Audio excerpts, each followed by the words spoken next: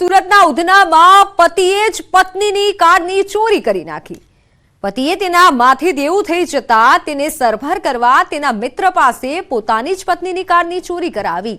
6 જાન્યુઆરીના રોજ ઘરની બહાર પાર્ક કરેલી સ્વિફ્ટ ડિઝાયર કારની ચોરી થઈ હતી અને જેને લઈને કંચનબેને પોલીસ ફરિયાદ દાખલ કરાવી હતી। પોલીસે સીસીટીવી ફૂટેજ અને ટેકનિકલ સર્વેલન્સના આધારે તપાસ કરતા સમગ્ર ઘટનાનો પર્દાફાશ થયો હતો। ઉધના પોલીસે કંચનબેનના પતિ ગોવર્ધનસિંહની ધરપકડ કરી કાર ચોરી કરનાર મિત્રની શોધખોળ હાથ ધરી છે।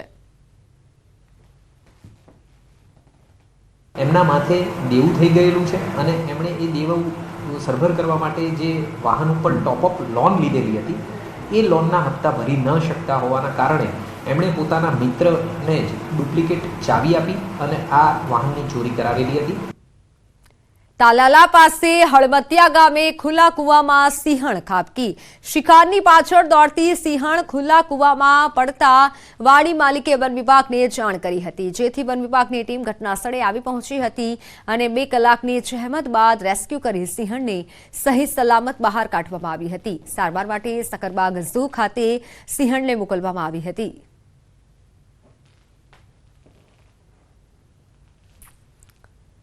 સુરેન્દ્રનગરના સાયલા તાલુકામાં ગ્રામ્ય વિસ્તારમાં દીપડો દેખાઈ દેતા ભયનો માહોલ સર્જાયો છે।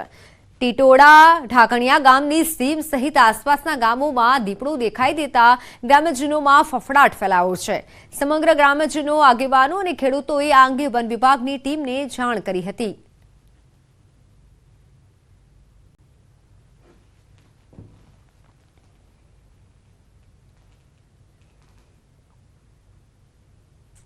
ગીર સોમનાથના મંડોર ગામમાં દીપડાની દહેશત યથાવત છે। 55 વર્ષીય આધેડ પર દીપડાએ હુમલો કર્યો। દીપડાના હુમલામાં આધેડ ઘાયલ થયા, હોસ્પિટલ તેઓને ખસેડવામાં આવ્યા। દીપડાના હુમલાથી ગામમાં ભારે દહેશત ફેલાઈ છે। ખેડૂતોને ખેતરમાં કામ કરવું મુશ્કેલ બન્યું છે। વન વિભાગ તાકીદે દીપડાને પકડે તેવી સ્થાનિકોએ માંગ કરી છે।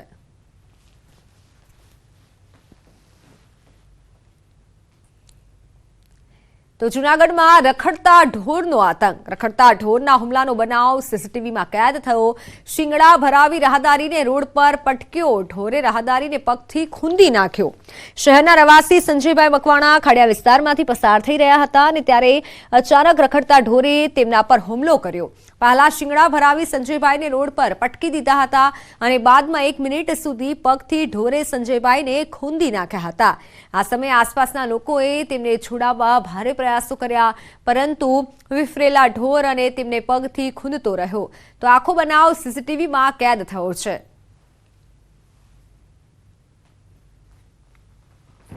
મહેસાણાના વડનગરમાં પુરાતત્વીય ખોદકામ દરમિયાન લગભગ 2800 વર્ષ જૂની વસાહતના પુરાવા મળી રહ્યા છે। વડનગરમાં ખોદકામ આઈઆઈટી ખડગપુર અને પુરાતત્વ વિભાગની ટીમ દ્વારા કરવામાં આવી રહ્યું છે। અહીં 800 BCની આસપાસ માનવ વસવાટના ઘણા પુરાવા મળ્યા છે। છેલ્લા 7 વર્ષથી અહીં ખોદકામનું કામ ચાલી રહ્યું છે।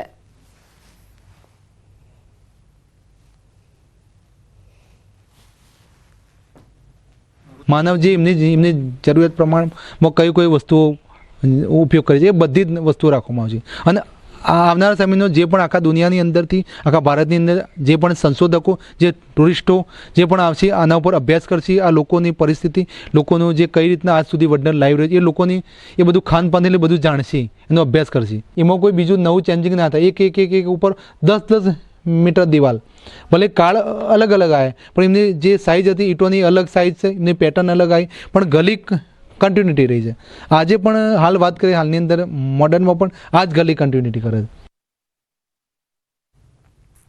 આ ખોદકામમાં એક ગલી પણ મળી આવી છે, જે ગલી વર્ષો જૂની છે અને આ ગલી નીચે જુદા જુદા સમયના લોકોએ ગલી બનાવી છે। એટલે કે 2800 વર્ષ પહેલા જે લોકો સૌપ્રથમ અહીં આવી અને વસેલા હતા તેમણે જે ગલી બનાવી હતી તે સમયકાળનો અંત આવ્યો અને ત્યાં અન્ય લોકોએ વસવાટ શરૂ કર્યો, પરંતુ જે ટાઉન પ્લાનિંગ હતું તે એક જ સરખું હતું। તો આજે પણ આ ગલી એટલે કે રસ્તો આગળ જતા હાલના મોડર્ન સમયના વડનગરને મળી રહ્યો છે।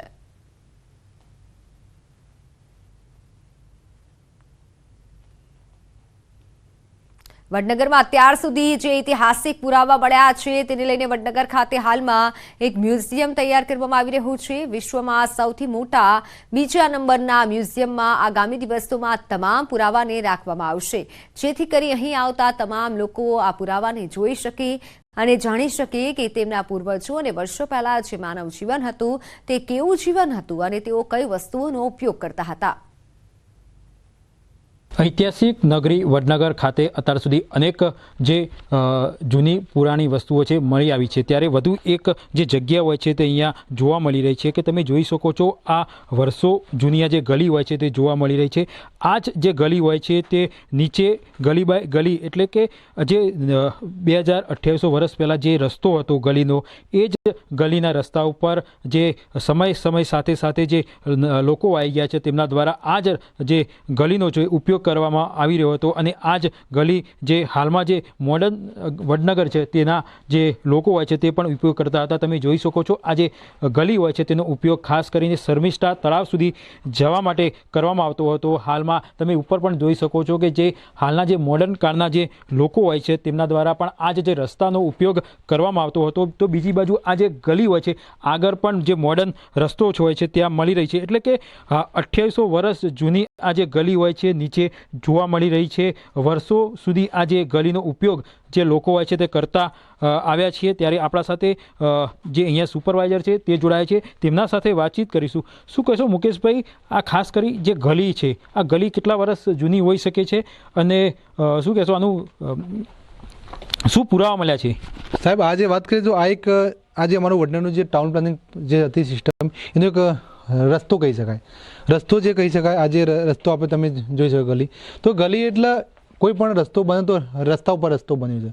વડનગરમાં જેટલા પણ અમને જે ગલીની અંદર અમે ખોદકામ કર્યું છે તો એક ઉપર એક મકાન બન્યું. તો મકાનની ગલીની વાત કરીએ તો પૂરો જ જાણવું હોય ને ઇતિહાસ, તો જે ગલી હોય ગલીમાં અંદર એમાં કોઈ બીજું નવું ચેન્જિંગ ના થાય. એક ઉપર 10 મીટર દિવાલ, ભલે કાળ અલગ અલગ આવે પણ એમની જે સાઇઝ હતી ઈંટોની અલગ સાઇઝ છે, એમની પેટર્ન અલગ આવી પણ ગલી કન્ટિન્યુટી રહી છે.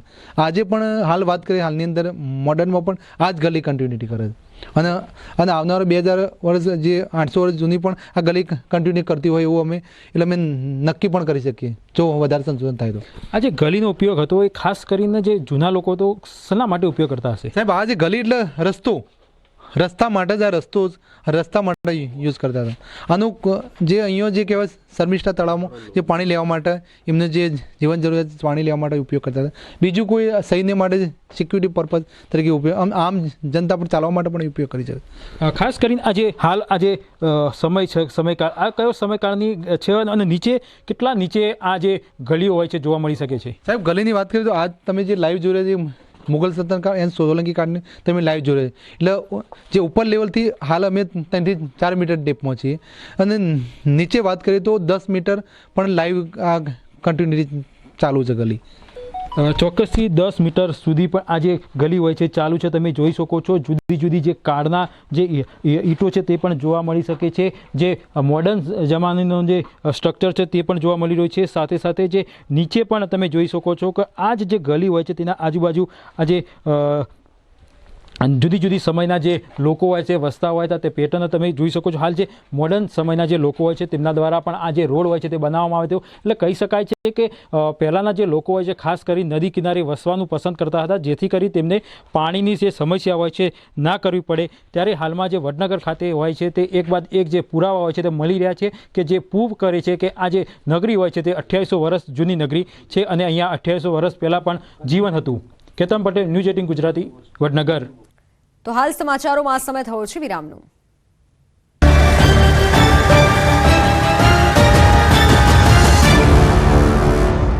આદિ ભગવાનના દર્શન કર્યા બાદ દાનપેટી તોડી 30 થી 35,000 રોકડની ચોરી કરી ચોર ફરાર. શાતીર ચોર સીસીટીવીમાં કેદ થતા પોલીસે ફૂટેજના આધારે તપાસ હાથ ધરી.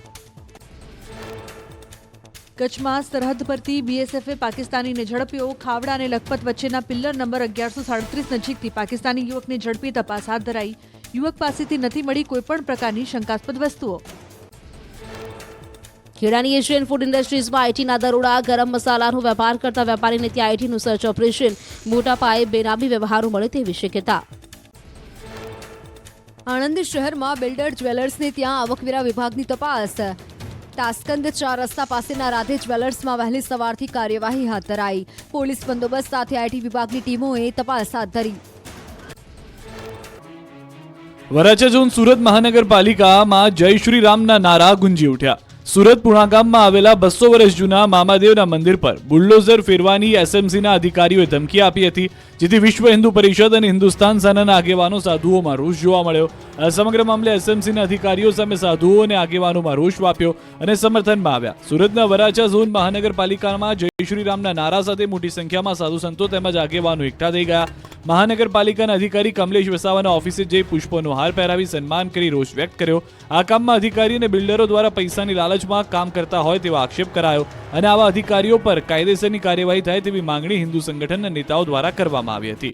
પુણાગામ ખાતે આવેલ 200 વર્ષ પુરાનું મામાદેવનું મંદિર પર બુલડોઝર ફેરવવાની મહાનગરપાલિકાના અધિકારી દ્વારા ચીમકી આપતા વિશ્વ હિન્દુ પરિષદ તેમજ હિન્દુસ્તાન સેનાના આગેવાનો સાધુઓ સમર્થનમાં આવ્યા અને અધિકારીઓને દ્વારા મંદિર પર બુલડોઝર ફેરવવાની ધમકીને લઈને એસએમસી અધિકારી કમલેશ વસાવાને પુષ્પોનો હાર પહેરાવી સન્માન કરી રોષ વ્યક્ત કરાયો. દાહોદના લોકો સાવધાન થઈ જજો. દાહોદ શહેરમાં મહિલા ચોરે આતંક મચાવ્યો છે. મહિલા ચોર સોસાયટીમાં ઘૂસી ચોરી કરે છે. બાઇક પર ચોરી કરતી એક મહિલાની કરતૂતો સીસીટીવીમાં કેદ થઈ છે. દાહોદ શહેરની પંકજ સોસાયટીમાં ચોરીનો બનાવ સીસીટીવીમાં કેદ થયો છે, જેમાં બાઇક પર આવેલી એક મહિલા મકાનોની બહાર મૂકેલા કુંડાની ચોરી કરી ફરાર થઈ જતી નજરે પડે છે. ઘર બહાર લાગેલા સીસીટીવીમાં આ તસ્કરી કેદ થઈ છે. દ્રશ્યોમાં જોઈ શકાય છે કે મહિલા એક્ટિવા લઈને આવે છે, ઘરની બહાર ઊભી રહે છે અને કુંડા ઉઠાવીને ભાગી જાય છે. પોલીસે મહિલાને પકડવા તજવીજ હાથ ધરી છે. જૂનાગઢના જાલણસર ગામમાં અસામાજિક તત્વોના આતંકથી ગામ ભયભીત બન્યું છે. કેટલાય વર્ષોથી રજૂઆત કરવા છતાં નિરાકરણ ન આવવા મોટી સંખ્યામાં મહિલાઓ સહિતના ગ્રામજનો ન્યાયની માંગ સાથે કલેક્ટર કચેરીએ પહોંચ્યા હતા. ગામમાં કેટલાક આવારા તત્વોના ત્રાસથી ગ્રામજનો હેરાન પરેશાન થયા છે. કેટલાક શખ્સો ગામમાં દેશી દારૂની હાટડીઓ ચલાવી ઈંડા અને નોનવેજની લારીઓ ચલાવે છે, ઉપરાંત મહિલાઓની ચીડતી કરી અભદ્ર ટિપ્પણીઓ કરે છે તેમજ ખેડૂતો સામે લેન્ડ ગ્રેબિંગની ખોટી અરજીઓ કરી હેરાન પરેશાન કરવામાં આવે છે, જેથી ત્રાહિમામથી ગ્રામજનો સહિત મહિલાઓ કલેક્ટર કચેરીએ પહોંચી આવેદનપત્ર આપ્યું હતું અને વિરોધ વ્યક્ત કર્યો હતો. આ મામલે વારંવાર રજૂઆત કરવામાં આવી છતાં નિરાકરણ નહીં આવતા ગ્રામજનોમાં રોષ જોવા મળી રહ્યો છે. જો 15 દિવસમાં નિરાકરણ નહીં આવે તો આસપાસના તમામ 15 ગામો આંદોલનમાં જોડાશે તેવી ચીમકી સ્થાનિકોએ ઉચ્ચારી છે. ખેડા, નડિયાદ અને આણંદમાં આઈટી વિભાગ દ્વારા સાગમેટે દરોડા પડાતા બિલ્ડરો તેમજ જ્વેલર્સ માલિકો દોડતા થઈ ગયા. ઇન્કમટેક્સ વિભાગ દ્વારા આણંદમાં